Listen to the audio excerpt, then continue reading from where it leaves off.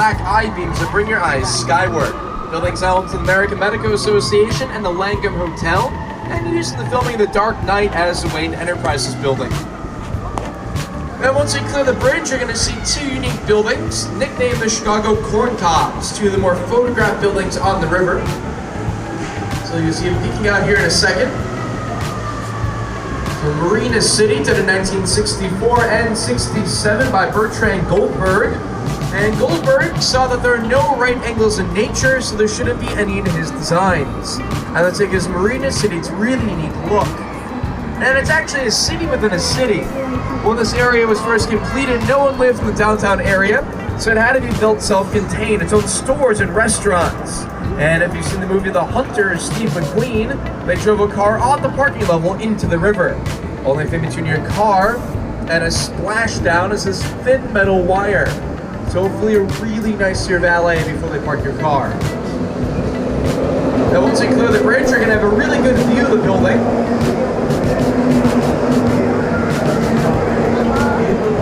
So behind us, you can see all the units are shaped like a pie, which makes for a really interesting decorating dilemma.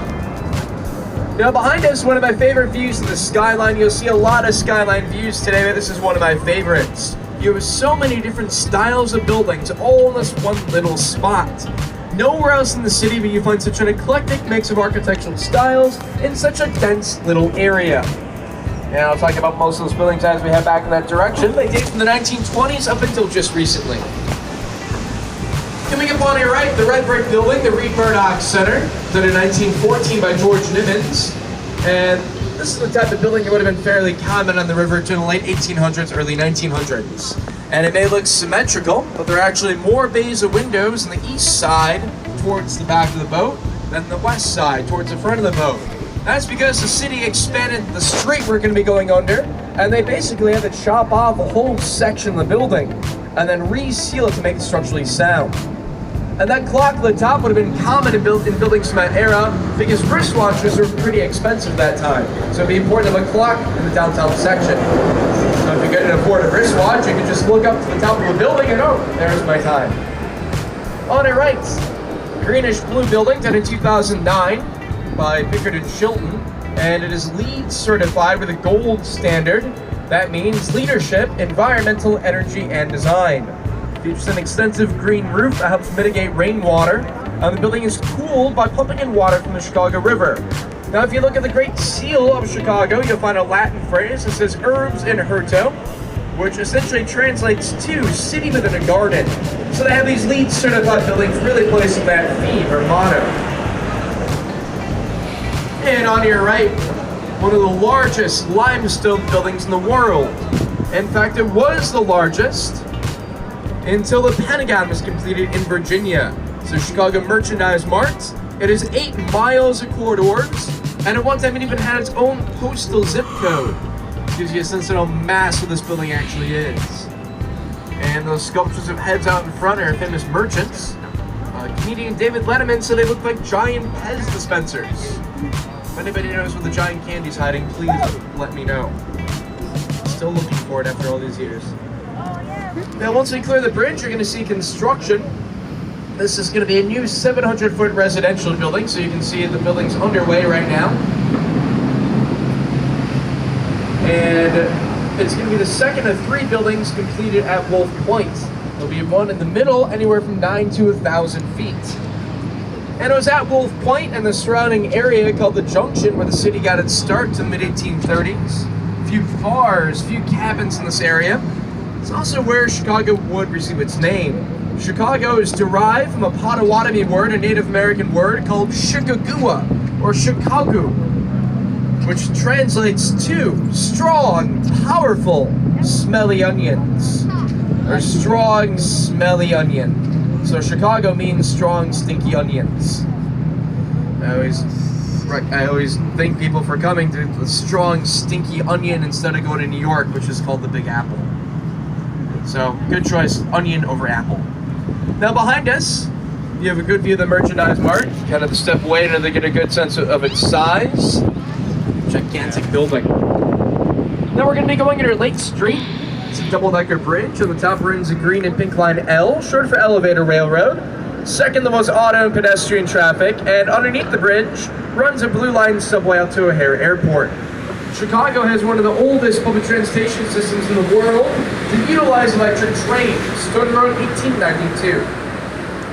On your right, another new building. You can see how it's angled and continues to climb at 90 degrees. Well, it does one of a few things. It makes the building's base or footprint really small, which allows some more parking green space around it, and also makes it look like an upside down building, which is pretty cool.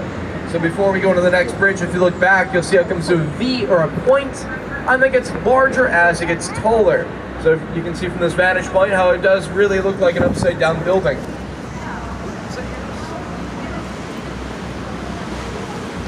Now everything on our right is built above the railroad. That's called buying over air rights. Developers are able to come in and buy the air above the tracks. They're not buying the land, they're buying the air. Sometimes it makes for engineering dilemma, which I'll talk about in a little bit. 100 North Riverside's been home to the Boeing corporate headquarters, the aircraft manufacturing company, since 1998. And of course, the building of the Boeing headquarters features the Boeing store for all your Boeing shopping needs. So if you need that new airplane, there you go. It's gonna be about that big.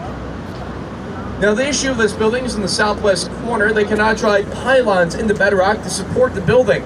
So they had to come up with a way to suspend and redistribute the weight. It's an enormous southwest corner. So what they ended up doing was completing a series of 5 trusses. So once they clear the bridge, if you look up and back, there's a large X on the top. That is one of 5 trusses lifting and suspending that entire southwest corner. Kind of like someone's holding onto the giant hand. It's being suspended rather than supported from below.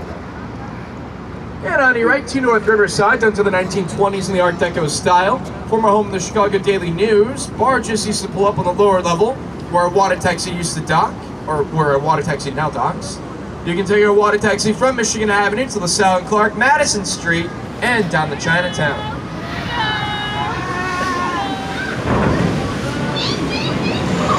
Coming up on it right, these 2 identical black buildings, Gateway 1 and Gateway 2, both done to the early 60s. And the sort of a railroad tracks lead right into Union Station. Union is home to Metra, our suburban commuter train, and Amtrak, a nationwide service. So if you want to get out to the suburbs, you can take Metra. It extends into the northern, southern, and western suburbs, and also into southern Wisconsin and northwestern Indiana. And it's also home to Amtrak, our nationwide service, with Union Station as its central hub. Now you're going to see the train station itself, Union Station, peeking out in a few seconds in between the white and black buildings.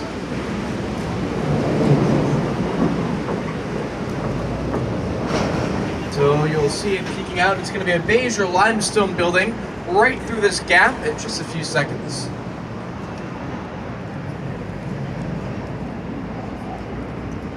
So you can see Union Station, the top set of windows, that beige or limestone building, kind of behind the flags and the trees.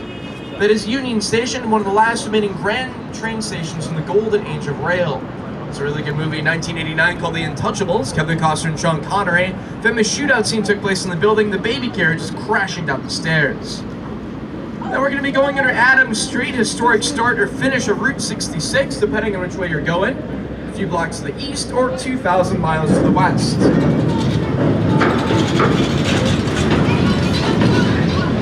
And we are going to be making a turn, and as you make your turn, you will have a really good view of the former Sears Tower. It's going to be directly ahead of us through this little pocket park. Now it's the former Sears Tower because it's now known under a new name. It is now officially the Willis Tower. Willis is a London-based insurance company that bought the naming rights to the building. So officially it's the Willis Tower. It's going to take Chicagoans a long time to get used to that new name, if we ever do. You're going to have a really good photo opportunity of it directly ahead of us.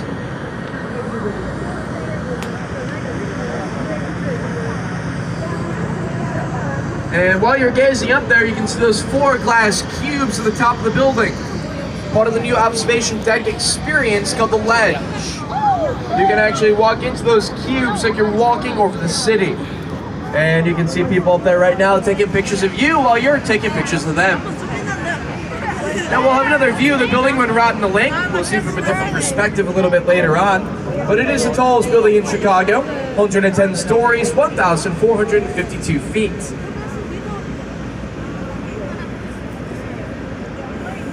And the building was once climbed by Spider-Man.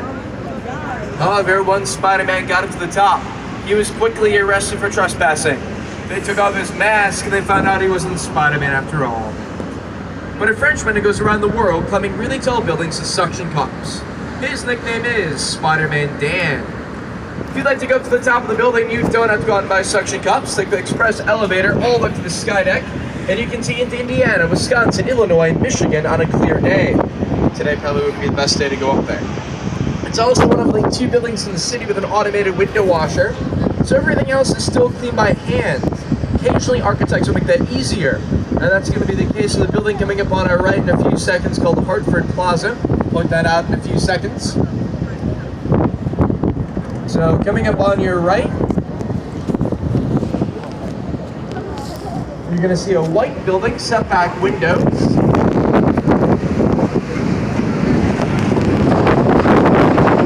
So the white building, setback windows, and is Hartford Plaza, built in 1961.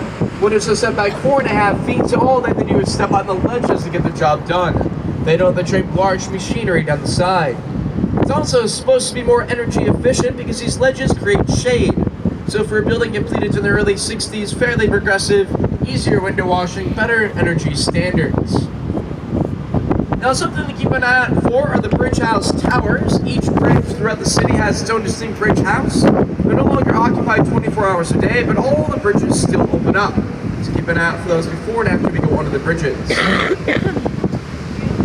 Now coming up on your right, you'll see the Chicago Mercantile Exchange.